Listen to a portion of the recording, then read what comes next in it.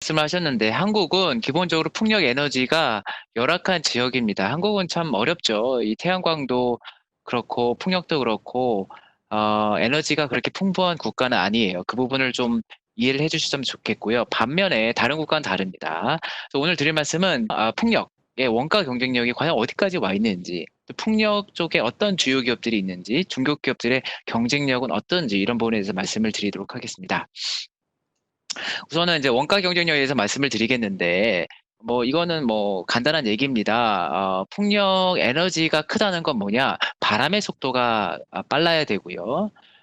그 다음에 특히 이제 풍력 터빈 날개에 지름이 커야 돼요. 그래야만 에너지를 더 많이 받아서 전기 에너지를 생산을 할 수가 있습니다. 이거는 이제 운동 에너지인데, 보시다시피 기어를 통해서 이 회전 속도를 높여주고요. 그거를 발전기를 통해서 전기를 생산을 합니다. 그래서 운동 에너지를 전기로 바꿔주는 것이죠. 앞에서 말씀드린 태양광은 광 에너지를 전기 에너지로 바꿔주는 것이고요. 지금은 운동 에너지를 전기 에너지로 바꿔주는 것입니다.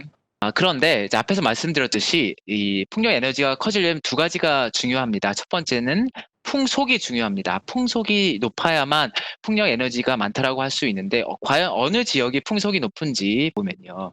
보시다시피 이게 이제 글로벌 윈드 아틀리스라는 사이트에서 갖고 온 건데요. 빨간색일수록 풍속이 높은 지역입니다.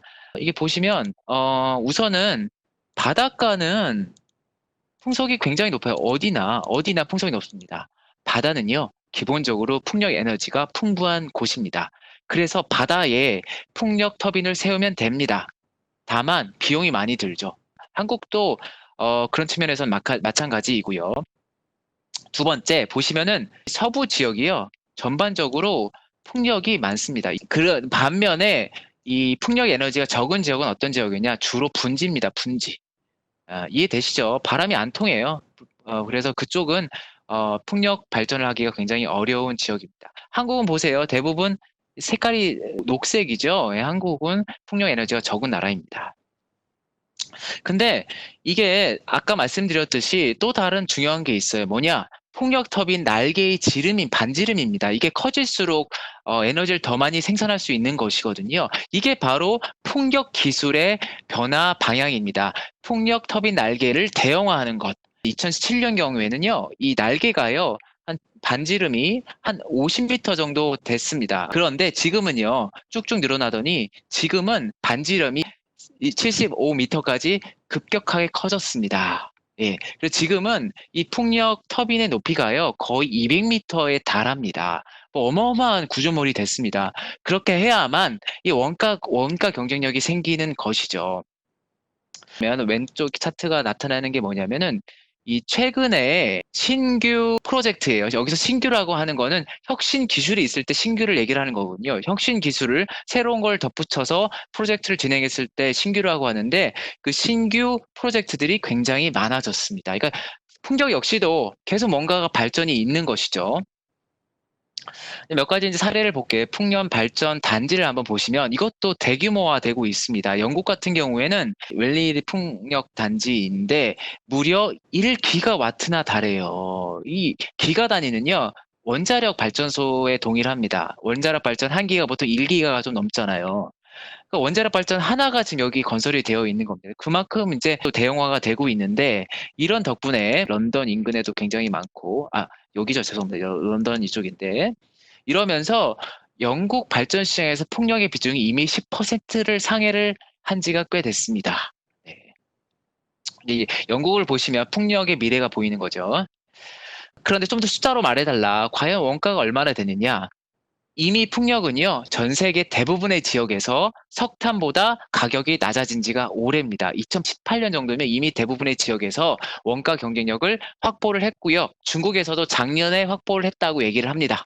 이게 지금 신재생 에너지 중에서요, 어, 윈드입니다. 풍력이 위에 있는 태양광보다 훨씬 많죠. 왜냐? 태양광의 원가 경쟁력을 먼저 가졌으니까. 그러니까 너무나 이게 경제적인 거예요. 이 산업은 원가 경쟁력이 있으면 그때 수요가 증가를 하게 되는 겁니다. 태양광은 이제 시작이 됐죠. 저희가 볼 때는 태양광의 가격 하락, 원가 하락이 더 커요. 그 가격 포텐셜이 더 많이 떨어질 수 있기 때문에, 그래서 저희가 태양광을 더 좋게 보는 겁니다. 지금은 아니지만 태양광이 머지않아 풍력 원가를 젖힐 것 같아요. 예, 그런 측면에서 태양광은 더 포텐셜은 있습니다. 하지만 여하간 지금 시점에서 이미 풍력이 석탄을 능가했지 않습니까? 그러니까 풍력도 나쁘지 않은 것이죠. 자, 이제는 이제 기업에 대해서 들어가 볼게요. 풍력도, 오케이. 풍력도 경쟁력을 가졌다. 그러면 풍력 어떤 기업이 있지? 우선은, 터빈을 만드는 회사예요. 여기서 터빈이라고 하는 거는 일종의 완성품을 만드는 회사입니다. 근데 이 터빈을 어떤 회사여야 되느냐?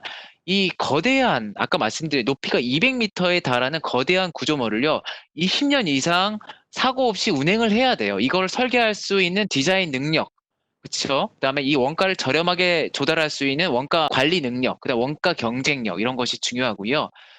무엇보다도 이게 10년, 20년 동안 사고 없이 갈 수 있는 품질을 보증할 수 있는 실적이 필요해요. 그래서 이게 약간 시간이 들어가는 시간과의 싸움입니다. 오랫동안 두고서 이게 제대로 작동하는지를 봐야 돼요. 그러니까 이것 때문에 사실 유럽 기업들이 여전히 1등을, 1, 2등을 차지하고 있고요. 중국 기업들이 쫓아오는 속도가 좀 늦은 이유입니다. 그 다음에 이제 아까 말씀드렸지만 대형화 기술이 굉장히 중요하고요. 주요 기업들이 어디냐? 여전히 유럽 중심입니다. 1등은 베스타스, 덴마크 기업입니다. 2등이 가메사라는 회사인데, 이거는 이제 시멘스라는 기업을 또 인수를 해가지고, 원래 스페인 회사인데, 전 세계에서 2위 기업이 됐습니다. 합병을 하면서. 그 다음에 3위 기업이 바로 중국의 신장 골드윈입니다. 제가 나중에 설명해 드릴게요. 그 다음에, 그 여러 좀 자잘한 기업들이 있는데, 중국에선 민양이라는 기업도 주식으로 상장이 되어 있습니다. 기업을 들어가 볼게요. 신장 골드윈이라는 기업입니다. 중국의 대표적인 터빈 회사이고요. 글로벌 점유율은 3위입니다. 이 회사의 특징은 다이렉트 드라이브라는 것으로 기어가 없어요. 예, 이 터빈에는 기어가 없이 작동을 하는 것인데 이게 새로운 기술에 속합니다. 앞에서 저희 기어를 말씀을 드렸죠. 그거는 아주 오랫동안 해왔던 것이고요. 이 기술은 새롭게 도입되고 지금도 계속 발달하고 있는 것 같아요. 근데 이거의 장점은 뭐냐면요. 효율이 좋아요. 비용이 좀 많습니다만 효율이 좋고요. 두 번째는 기어박스가 없기 때문에 기어박스가 고장 났을 때 수리할 필요가 없어요. 이게 수리가 조금 많이 손이 많이 가는 부분이고 수리를 할 때 이걸 멈춰야 되는 거잖아요. 그러면은 손실이 발생을 하는 것입니다. 근데 기어박스가 없음으로써 그런 고장률이라든지 이런 걸 낮출 수가 있습니다. 그리고 더 나아가서 최근에 해상 풍력으로 나갈 때요. 이게 반드시 필요한 것으로 인식이 되고 있어요. 그래서 이 기업은 새로운 풍력 기술에 특화되어 있는 그 기술을 리딩하고 있는 기업인 것이죠. 그다음에 중국에서 10년 이상 장기 트랙 레코드를 쌓고 있는 거의 유일한 기업이에요. 그래서 품질도 검증이 됐고 그다음에 어떤 기술적인 측면에서도 리딩하는 측면이 있고 네, 이래서 좀 주목을 하실 필요가 있는 것 같습니다. 중국의 풍력 산업은 올해 내년 하면 조금 변동성이 있을 것 같아요. 올해 보조금 사이클이 있어서 올해 내년에 좀 변동성은 있습니다만 이런 기업들은 그런 상황에서 이제 업앤다운이 있을 때 경쟁력으로 더 확대를 할 수 있는 어떤 계기가 되겠죠. 그런 걸 좀 보셨으면 좋겠고. 두 번째는요, 타워를 만드는 회사입니다. 그러니까 여기 보시면 이게 이제 풍력 터빈이죠. 이 전체를 아울러서 터빈이라고 부르는 것이고, 이 중에서 타워 부분을 만드는 회사가 있습니다. 이게 바로 타이탄 윈드라는 회사인데요. 수조에 본사가 있습니다.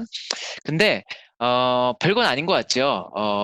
그 일종의 보면 단조 작업을 해야 되는 것이고요. 예, 이게 아무래도 마진이 높지는 않는 비즈니스입니다. 근데 이 회사를 제가 말씀드린 이유는요. 이 회사의 주요 고객이 바로 유럽의 풍력 터빈 회사들입니다. 베스타스, 시멘스 같은 회사예요. 무슨 말이냐? 아까 말씀드린 글로벌 1, 2위 기업들이 결국은 중국 기업들한테 수주를 준 거죠. 중국 기업으로부터 저렴하게 부품을 조달을 해서 또 만들기 때문에 유럽 기업들이 가격 경쟁력이 있는 것이죠. 이렇게 말하면, 중국 기업들이 그냥 이거 천주에서 그 조달해서 하면 중국 기업들이 더 잘할 수 있는 거 아니야? 이렇게 말할 수도 있는 것입니다. 그러니까 이게 중국 산업이 성장한 어떤 단계를 보여주는 것 같아요. 그러니까 부품을 만들기 시작하고 하청을 받아서 하다가 나중에는 이제 이걸 다 잘할 수 있는 기업들이 하나 둘씩 등장을 하는 것이죠. 네, 마지막입니다. 이제 풍력 쪽에서 그러니까 일단 풍력 기업이 많지는 않습니다. 좀 태양광에 비해서는 종목 수가 풍부하진 않은데 마지막으로 제가 이제 소개드릴 기업은 이 풍력의 아까 이제 날개의 지름이 중요하다고 소개를 해드렸는데 이 지름이 이 날개가요. 지금 이슈가 있어요. 뭐냐? 대형화가 되면서 무거워지잖아요.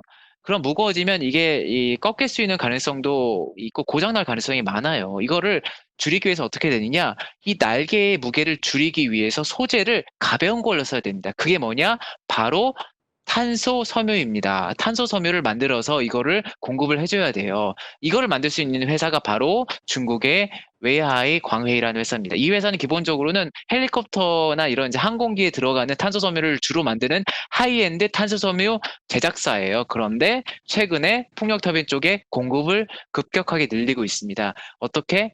베스타스에 납품을 하면서. 여기 또 나왔죠. 예, 여기 또 유럽 전 세계 1위인 기업이 바로 납품을 받는 기업이 바로 이 중국 기업입니다. 그래서 보시면은 나름대로 이게 지금 여기가 전체 탄소 섬유에서 풍력 쪽에 들어간 비중이 적어요. 그런데 저희가 예상컨대 좀 커질 것 같아요. 그러니까 이 회사는 풍력 그 탄소 섬유를 만드는 부분에서 큰 성장을 가져올 수 있을 것 같습니다. 베스타스 같은 글로벌 1위 기업에 납품을 하면서. 그래서 오늘은 이 정도까지 풍력 기업들을 소개를 해드리겠습니다.